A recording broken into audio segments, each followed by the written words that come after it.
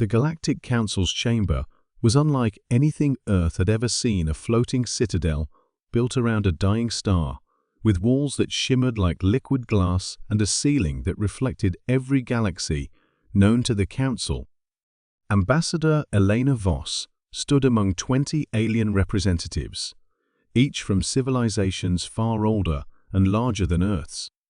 She was the only human in the room, and she could feel it. Their eyes, some glowing, some blinking sideways, watched her not with curiosity, but with condescension. The invitation for Earth to join the Council had seemed like a great honor back home. World leaders had celebrated it as a historic moment, but the truth revealed itself quickly. Earth was not being welcomed as an equal, it was being placed at the bottom of the ladder. While the Council spoke of peace and unity, Elena listened to discussions about dividing newly discovered systems, some of which included human colonies, without even asking Earth's permission. When she raised objections, she was politely ignored. When she questioned border changes, they smiled and changed the subject. It didn't take long for her to understand what this really was, a performance. The Council wanted Earth to sign a peace treaty that would limit its expansion, surrender certain trade rights, and place human colonies under Council protection, a word that meant control. The Van Dominion, one of the most powerful empires in the Council, was leading this plan. Their ambassador, a towering creature with metallic skin and 4 eyes, made a mocking comment about how humans were still learning to walk in space. The chamber erupted in laughter. Elena smiled calmly, but inside her heart pounded. Earth was not weak, not anymore. For years, humans had watched the Council from a distance, learning, adapting, preparing. Earth's military wasn't made of parades and speeches, it was built in silence, behind asteroid belts and moons, where no Council probe dared to scan. Still, she said nothing. She listened. She took notes. And when the Council asked her to sign the treaty at the next meeting, she only said, "I'll bring Earth's answer soon." As her shuttle left the chamber and vanished into hyperspace, Elena looked out the window and thought of the fleets waiting beyond human space, hidden in the shadows. The Council believed humanity would accept its place without protest. They believed Earth had come begging for a seat at the table. What they didn't know was that humans had come to build a table of their own, and they were ready to flip this one if needed. Suspicion and pride blinded the Council, and they didn't see the fire behind Elena's quiet eyes. Peace had always been Earth's goal, but not at the cost of its freedom. Now, the question wasn't whether humanity could fight back. It was whether the galaxy was ready for what came next. The clock was ticking, and Earth's answer was already on its way, just not in words. Back on Earth, while the world celebrated its first seat in the Galactic Council, the real leaders, the ones behind the shadows, met in silence, their faces serious and their plans already in motion.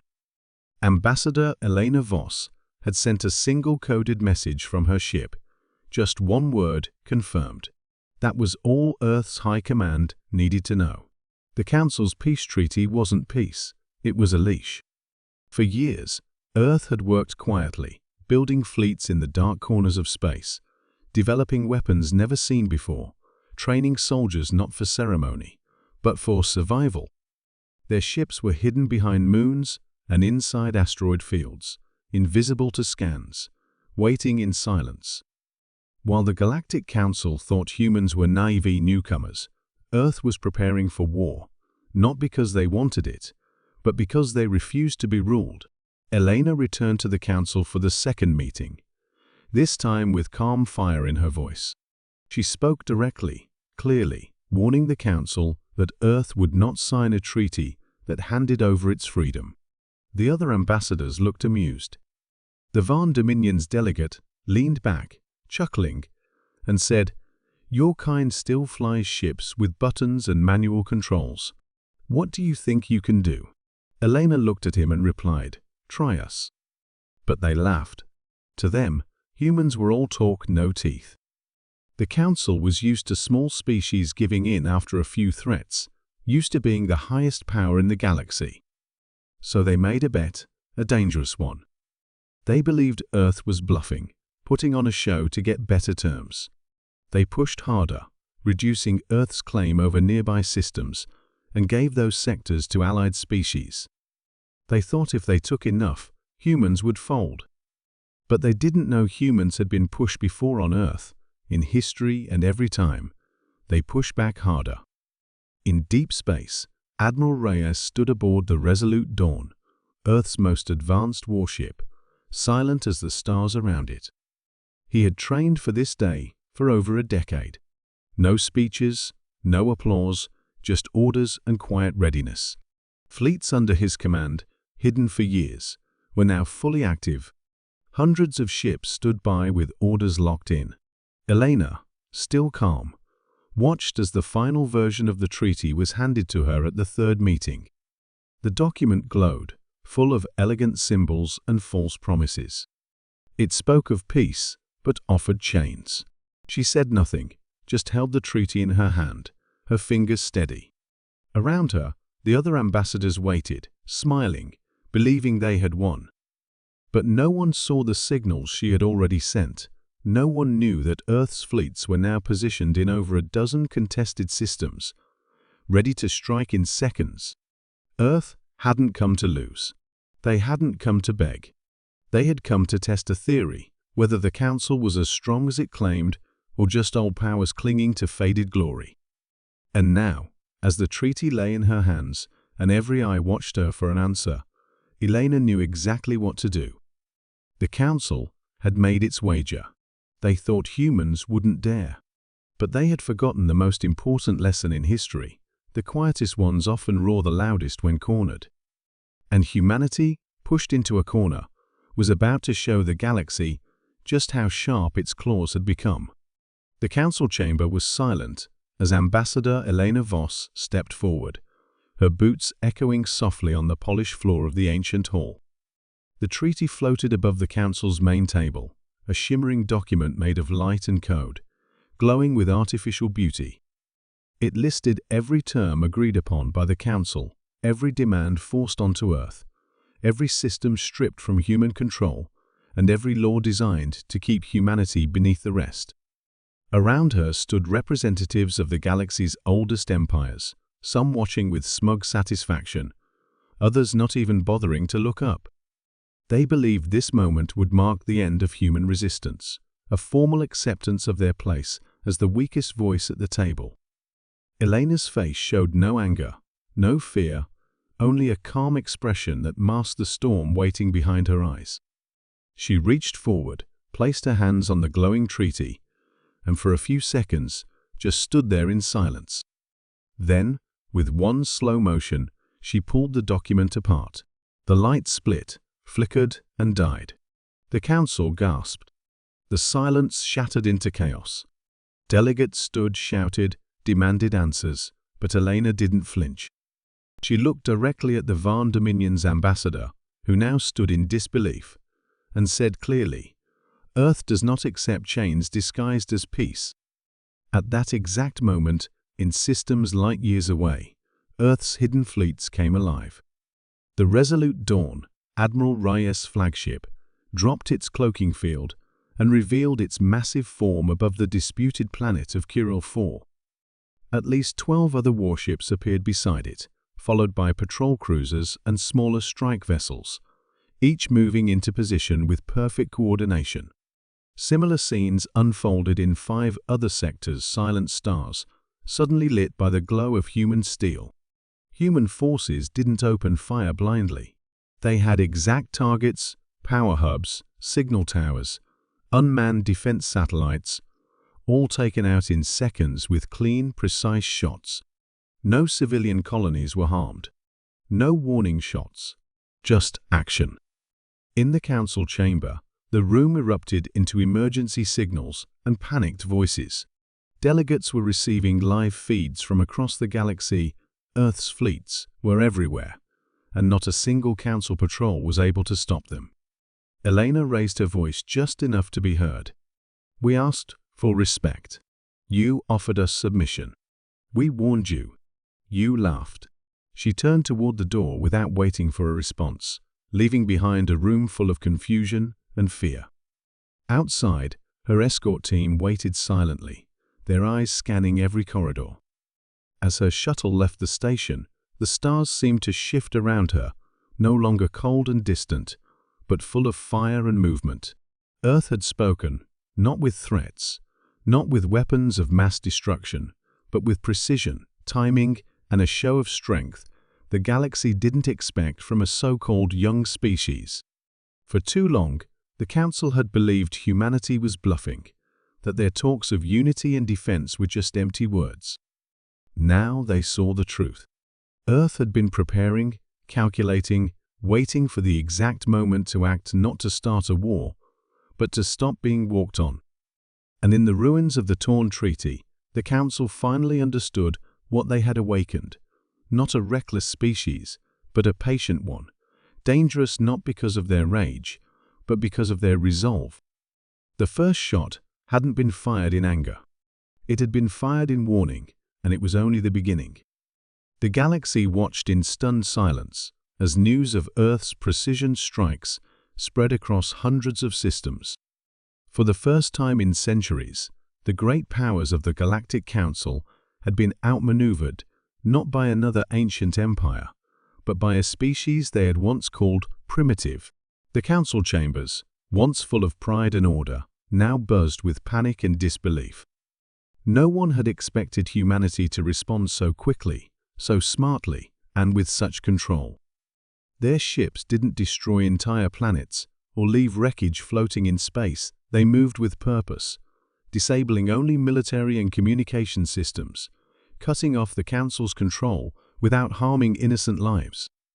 This wasn't war, it was a message. Earth was not here to beg or ask for a seat at the table anymore. It had built its own. Admiral Reyes, aboard the Resolute Dawn, watched the unfolding operations with calm eyes. His fleet had taken position above the key colony worlds, their ships in perfect formation, shields active, but weapons silent. The Council tried to send ships to resist, but every attempt was met with quiet defeat. Engines shut down before they could fire, weapons hacked before they could charge. Earth's forces were using technology the rest of the galaxy hadn't seen before. Whispers began to grow among smaller species, those who had long suffered under the shadow of larger empires. They started to ask questions. How had Earth done this? Could they be trusted?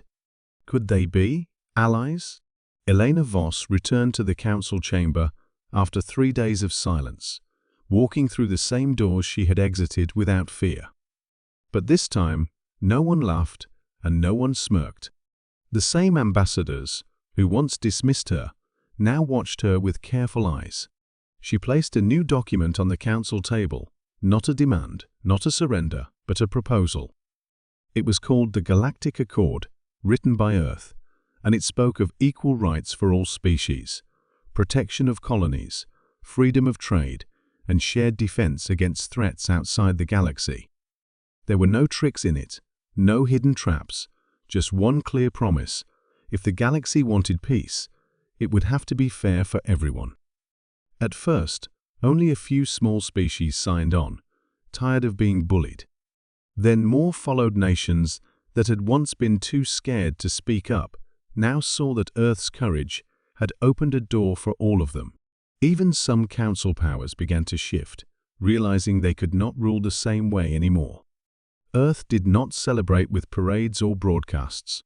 Their victory was quiet, thoughtful. The human fleet stayed in place, guarding, not threatening. Earth didn't want to take over. They just wanted to make sure no one else did either. This shocked many who expected greed and conquest.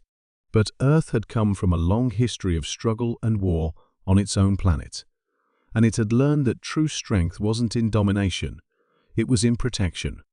Humanity had earned respect not by being the loudest, but by being the most prepared, the most focused, and the most determined. And now, for the first time, the balance of power in the galaxy had shifted not with fire, but with a decision. A species once seen as young and wild had risen with purpose and control, and the galaxy would never look at them the same way again. The stars were quieter now, but not silent, just watching, waiting, as the galaxy adjusted to the storm that Earth had become.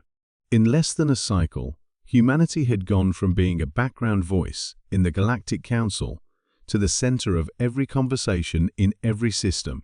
Ships that once ignored human signals now slowed when they passed near human-patrolled sectors, not out of fear, but out of growing respect. Elena Voss stood once more in the council chamber, but this time the room felt different. It was no longer filled with fake smiles or empty laughter. There was weight in the air, as if the walls themselves knew something had changed. The new Galactic Accord, once dismissed as idealistic, now had the support of over half the council's members, and the number was still growing. Former enemies were talking, old rivals were signing mutual defense pacts, and planets that had been ignored for decades were finally being offered protection and support. Elena didn't claim credit, she simply reminded them that this was always the goal, a galaxy where no one would be forced to bow just to survive. Admiral Reyes, still in orbit around Kirill 4, received a transmission marked with the seal of the Varn Dominion, the very empire that once laughed at Earth's warning. Now they asked for a meeting, not as rulers, but as equals. Reyes gave them safe passage, and when their ambassador arrived on the Resolute Dawn, he removed his ceremonial armor, bowed slightly, and spoke only 6 words. "We didn't see it coming." Reyes replied, "No one ever does." Across the galaxy, small revolutions began not with weapons, but with hope. Colonies once abandoned by the Council started receiving aid ships from Earth. Human engineers helped rebuild damaged trade routes, and diplomats helped settle border disputes that had lasted for generations. Earth's message was clear: true power comes from lifting others, not pressing them down. Of course, not everyone welcomed the change. A few old powers tried to resist, believing they could reclaim what they lost by force. One such fleet moved toward a neutral zone, attempting to show dominance. But as they approached, they found themselves surrounded by human ships not firing, just watching. And in that silent standoff, the old fleet turned back, not because they were outnumbered, but because they finally understood that the galaxy had changed. Humanity had shown them that peace was no longer a weak word. It had teeth. Elena's final speech to the council was not long or loud. She simply said, "We do not seek control. We seek balance. If peace is real, let it be shared. If strength is needed, let it be used to protect. And if war ever returns to this chamber, let it be remembered who refused it first." The chamber was quiet after she finished, not out of fear, but because they believed her. And in that silence, the foundation of a new order was set. Not one ruled by fear or old bloodlines, but by something the galaxy had forgotten over the centuries' trust. In the days that followed, Earth remained watchful, but never overstepped. They led by action, not by titles. They became the shield the weak could stand behind, and the voice the forgotten could trust. The Galactic Council still met, but now with Earth at its true place. Not the lowest seat, not the highest, but the one everyone turned to when the stars grew uncertain. And in the quiet corridors between systems, where smugglers whispered and traders exchanged stories, one phrase began to spread across the stars: "Don't mistake Earth's silence for weakness." They gave peace a chance, and they meant it.